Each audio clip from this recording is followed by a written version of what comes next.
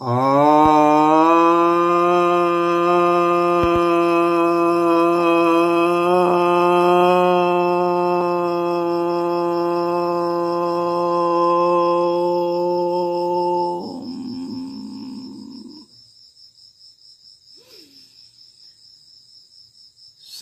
भक्तजनों को सप्रेम नमन।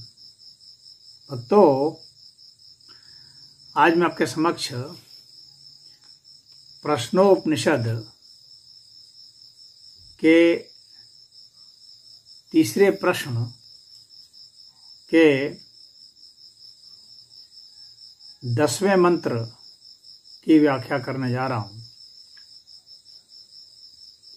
यह 10वां मंत्र कहता है, यत् चितस्य तेनेश प्राणं मायाति प्राणस्तेजसा युक्तः सः आत्मना यथा संकल्पितं लोकं नयति। अर्थात इसका जैसा चित्त संकल्प होता है उसके हिसाब से ही उसके सहित प्राण को वह प्राप्त होता है, और प्राण के तेज के साथ वह आत्मा उसके जैसे संकल्प होते हैं उसके सहित जिस लोक की उसने इच्छा की है, संकल्प किया, उस लोक को वह ले जाता है।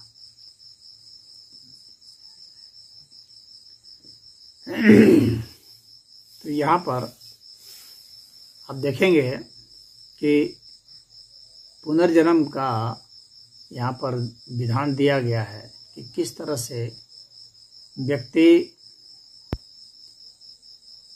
नए जन्म को पाता है, उसके पीछे कौन सी शक्ति, कौन सी प्रेरणा कार्य कर रही होती है। यही यहाँ का ऋषि का मंतव्य है।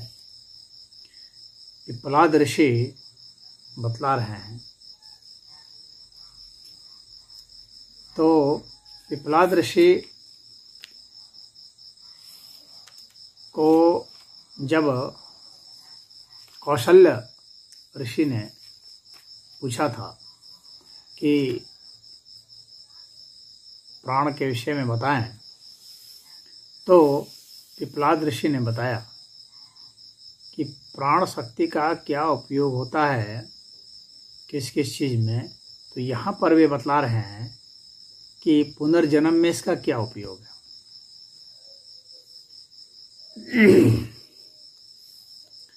यहाँ पर कह रहे हैं कि चित्त का जैसा संकल्प होता है, हमारा चित्त संकल्प करता है। संकल्प अर्थात कोई ऐसी गहरी इच्छा, ऐसी गहरी इच्छा जो कि जीवन का सार हो। साधारण संकल्प नहीं कि कुछ भी, क्योंकि मनुष्य तो हर समय कुछ ना कुछ बोलता रहता है, कुछ ना कुछ सोचता रहता है, कुछ ना कुछ इच्छा करता रहता है। तो सामान्य इच्छा नहीं, वह इच्छा जो उसकी जिंदगी का सार हो। जैसे मान लीजिए कि आप रात्रि को सोने जाते हैं तो दिन भर जो काम किए रहते हैं और अगले दिन की आपकी जो योजना होती है, तो दिन भर के जो काम आपने किए उसे जो एक निष्कर्ष निकाला कि अब मुझे ऐसा करना चाहिए, अब मैं वह करूँगा, कल से यह करूँगा। तो इस तरह का संकल्प जो है मनुष्य करता है मनुष्य भविष्य के लिए, और अतीत से सीख करके, अतीत की प्रेरणा लेकर के या अतीत को भोग करके वह कुछ ना कुछ निष्कर्ष निकालता है। उसके हिसाब से वह कल की योजना बनाता है। तो जैसा वह निष्कर्ष निकालता है, योजना बनाता है, उसके हिसाब से ही कल की जो शुरुआत होगी सुबह की, उसके हिसाब से ही वह गति करेगा। क्योंकि दिमाग उसके हिसाब से उसके पूरे शरीर को ट्यून्ड कर देता है। दिमाग उसके पूरे शरीर को तैयार कर देता है। उसके हिसाब से हार्मोन बन जाते हैं, उसके हिसाब से अन्य रसायन बनते हैं, उसके हिसाब से ऊर्जा संचालित होती है, उसके हिसाब से जो वाक्य विचार बनते हैं, जो भावनाएं बनती है, उसके हिसाब से फिर हमारी मांसपेशियां, हमारे अंग प्रत्यंग हरकत करते हैं। तो चित्त हम लोग का संकल्प करता है। कह रहे हैं यह जो चित्त यह संकल्प करता है, उसके पीछे जो प्राण शक्ति होती है, चित्त के संकल्प के हिसाब से जो है प्राण शक्ति उसके सहित प्राण शक्ति की प्रेरणा होती है चित्त के संकल्प में भी, और चित्त के संकल्प से भी प्राण शक्ति प्राणित होता रहता है, उसका डायरेक्शन तय होता रहता है चित्त के संकल्प शक्ति से। ऊर्जा है प्राण, लेकिन उसका डायरेक्शन तो संकल्प ही देगा, उसकी दिशा तो संकल्प ही तय करेगा कि उसको किधर जाना है, उसको क्या करना है। तो इसलिए यहाँ पर दिशा का भी बहुत महत्व है और शक्ति का भी महत्व है।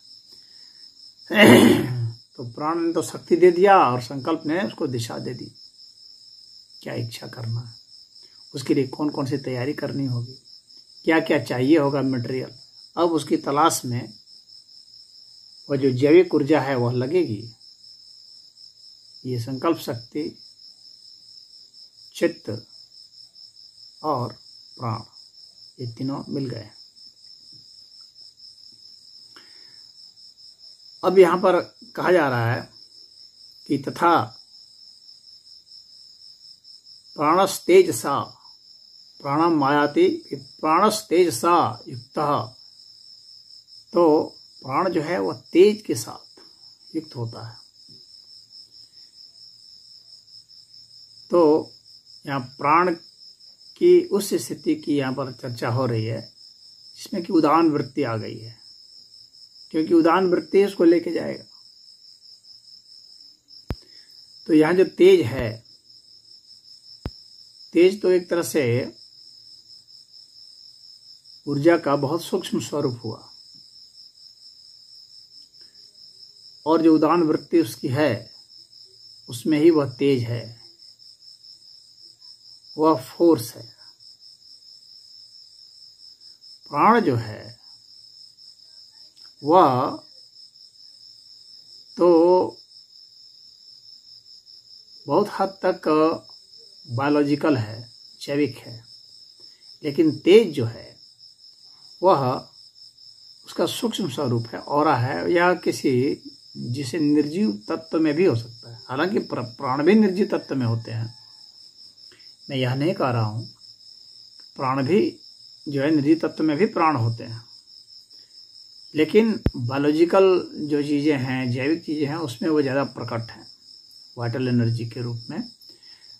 लेकिन जो तेज है वह इस प्राण का सूक्ष्म स्वरूप है, और इसमें क्या अंतर है तेज और प्राण में, कि तेज तो समझ लीजिए कि एक वह ऊर्जा हो गई, लेकिन उस ऊर्जा को ले जाने वाला कोई भी चाहिए, कैरियर चाहिए, इसको फिजिक्स की भाषा में कैरियर बोलेंगे। तो बिना कैरियर के कोई चीज जाती नहीं है।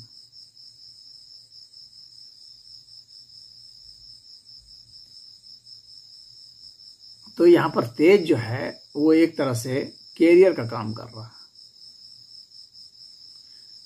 तो प्राण शक्ति के साथ उसका वाहक जो है वह होगा तेज, ये दोनों में अंतर होगा। प्राण शक्ति अपने आप में वाहक नहीं होगी, शक्ति तो होगी लेकिन वाहक नहीं होगी, यानी उसकी गति नहीं होगी। क्यों नहीं गति होगी? क्योंकि गति के लिए वाहन चाहिए, कोई साधन चाहिए, कोई निमित्त चाहिए जिसके जरिए गति हो।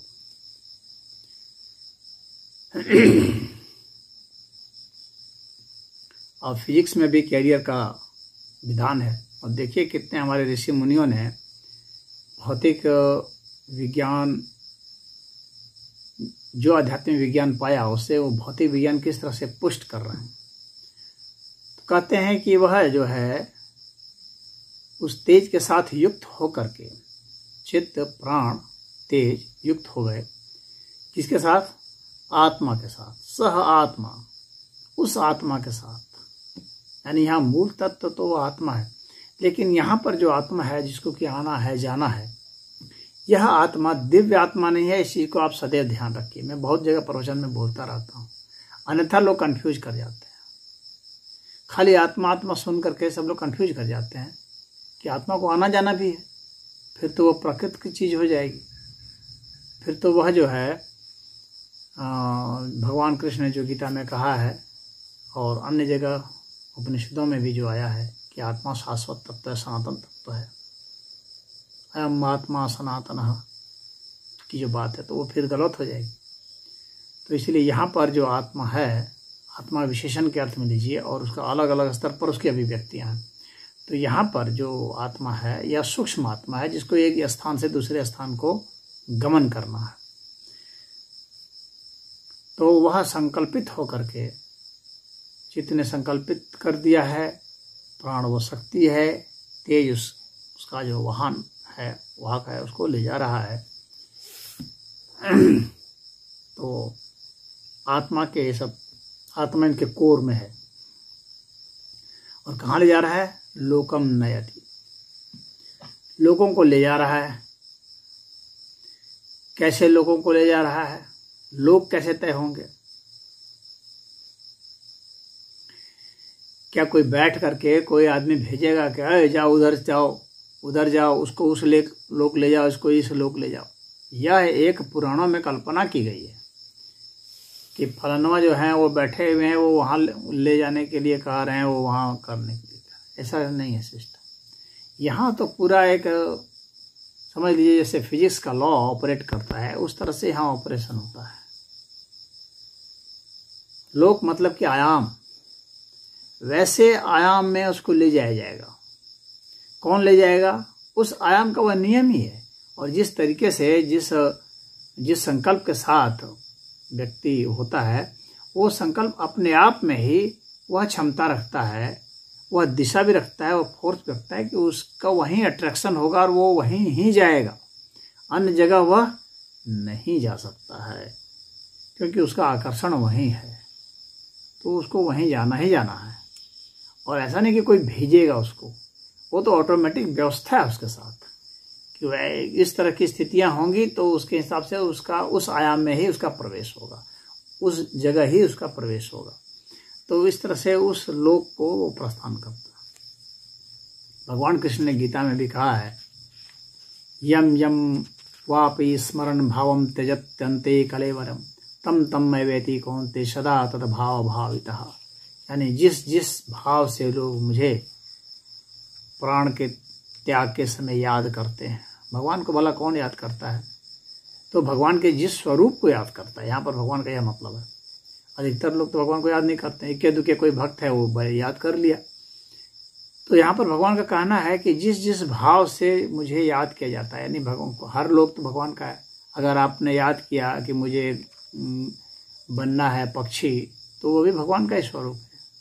यदि आपने याद किया कि मुझे स्त्री बनना है, या मुझे यह स्त्री चाहिए, या मुझे यह चाहिए वह चाहिए, जो भी आप सोचते हैं, तो जो भी आप चाहते हैं वो भगवान ही है। तो वो भगवान का ही भाव है। भगवान का यहाँ पर कहने मतलब यही है कि आप भगवान को ही याद करते हैं, लेकिन किस स्वरूप में याद करते हैं यह महत्वपूर्ण है। तो जिस स्वरूप में भगवान को आप याद करते हैं, आप उसको प्राप्त होते हैं। तम तम मैवेति कौन्ते, हे कौन्ते, उस प्रकार से वह मुझे प्राप्त होता है। सदा तद भाव भाविता, जैसी आपकी भावना होती है उसके हिसाब से आप प्राप्त होते हैं। और ठीक वही का वही श्लोक एक बदले अर्थ में यहाँ पर बताया गया है, लेकिन वहाँ तो सिर्फ स्मरण की बात की गई है। यहाँ पर तो उसकी पूरी फिजिक्स बताई गई है। एक तरह से आप समझ लीजिए पूरा विज्ञान बतलाया गया है। ये आध्यात्मिक विज्ञान है। पूरा विज्ञान बताया गया है कि इसमें आत्मा का स्थान, तेज का स्थान, प्राण का महत्व, चित्त का महत्व, संकल्प का महत्व। यानी चित्त है, संकल्प है, प्राण है, तेज है, आत्मा है, लोक है। इतने चीज को यहाँ पर गूंथा गया है सबको, कि इन सबके संबंधों को बताया गया है। तो बहुत जटिलता से बताया गया है और ये काफी महत्वपूर्ण है। यह तो मरण काल के समय जो इंद्रियां हैं वे जो हैं वो मन में लीन हो जाती हैं। हमारे शरीर का जो प्रतिनिधित्व करने वाली चीजें हैं वो इंद्रियां हैं। तो वे जो इंद्रियां हैं वे जो हैं वो लीन हो जाती है मन में, क्योंकि मन प्रतिनिधित्व करता है इंद्रियों का। और यह मन जो है जो चित्त है वह अपने संकल्प में लीन हो जाएगा। वह प्राण और तेज के साथ और आत्मा को लेते हुए चला जाएगा लोक को। तो वह प्राणी लोकों में रमता रहता है, मतलब जिस आयाम के योग्य है उसी आयाम में वह रहता है। तो वह उदान वृत्ति का होता है, यानी उसका जो शरीर है उस समय कैसा भौतिक शरीर होगा, नहीं होगा। कैसा शरीर होगा? वायव्य शरीर होगा। अगर 5 तत्व बताया जाता है तो उसमें वायु तत्व होता है। तो वायु तत्व का अब कुछ लोग समझेंगे क्या वो कार्बन डाइऑक्साइड होगा, कि ऑक्सीजन होगा, कि नाइट्रोजन होगा, ये सभी तो वायु है। तो वो किस स्वरूप में होगा? तो आप यह समझ लें कि इनमें से एक में भी नहीं होगा,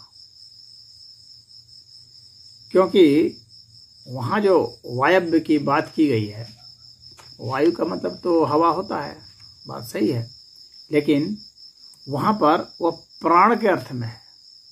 उदान वायु कहा गया है, तो इसे यह नहीं समझना चाहिए कि ये साधारण सी हवा है। हवा तो उसका स्थूल स्वरूप है। जो वायु तत्व है वह वास्तव में यहां पर जब तत्व शब्द का प्रयोग किया गया है, ध्यान दीजिएगा, वायु नहीं, वायु तत्व, यानी वायु जिससे बनी है। बहुत लोग कंफ्यूज कर जाते हैं, वायु तो का ये हवा होगी क्या? तो नहीं, वायु तत्व होगा। तो वायु तत्व में भी ये जो है उदान वायु तत्व, और उदान वायु में भी क्या? उदान प्राण है, यह भी उदान जो है प्राण है। तो उदान प्राण वायु तत्व ज्यादा एक्यूरेट होगा यह। तो उस स्थिति में होगी, तो वह जो है वो सूक्ष्मतम वायु का जो सूक्ष्मतम स्वरूप आप सोच सकते हैं वह है। इतना आसान नहीं है उसको डिटेक्ट करना। आप तो कार्बन, अगर कार्बन के रूप में होगा तब तो आत्मा डिटेक्ट हो जाती ना, ऑक्सीजन के रूप में होती तो डिटेक्ट हो जाती। सबसे सूक्ष्मतम गैस जो है वो हाइड्रोजन है, जिसका एटॉमिक नंबर 1 है।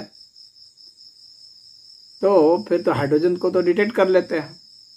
तब तो अगर आत्मा वायु तत्व में होती, कुछ लोग ऐसे कंफ्यूज कर जाते हैं, बहुत सारे साधु महात्मा जो प्रवचन करते हैं, जो विज्ञान नहीं जानते हैं, वे कंफ्यूज कर जाते हैं। उनको तो विज्ञान वाले उनको कंफ्यूज कर देते हैं।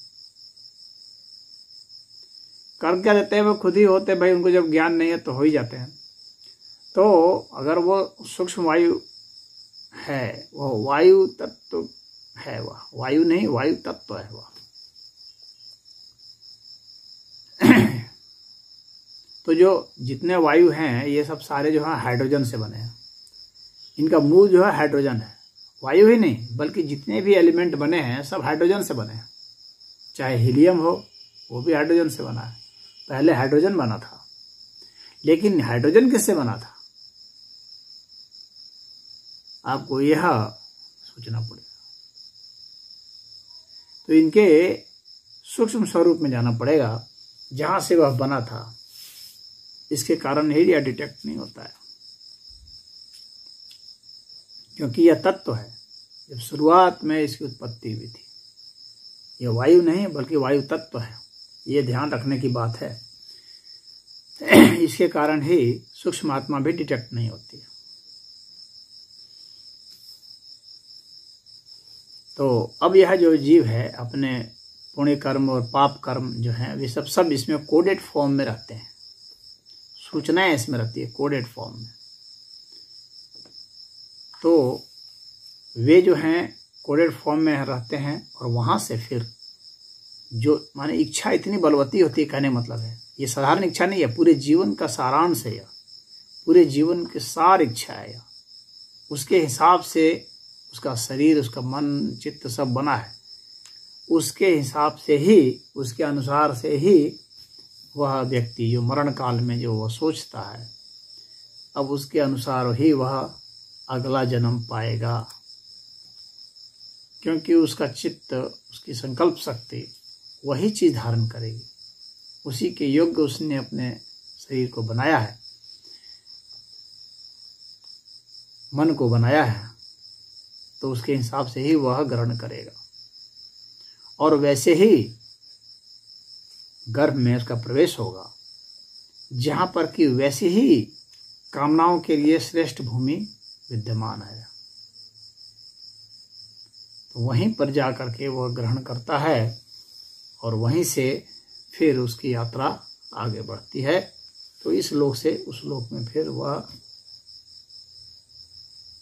चला जाता है। ओम।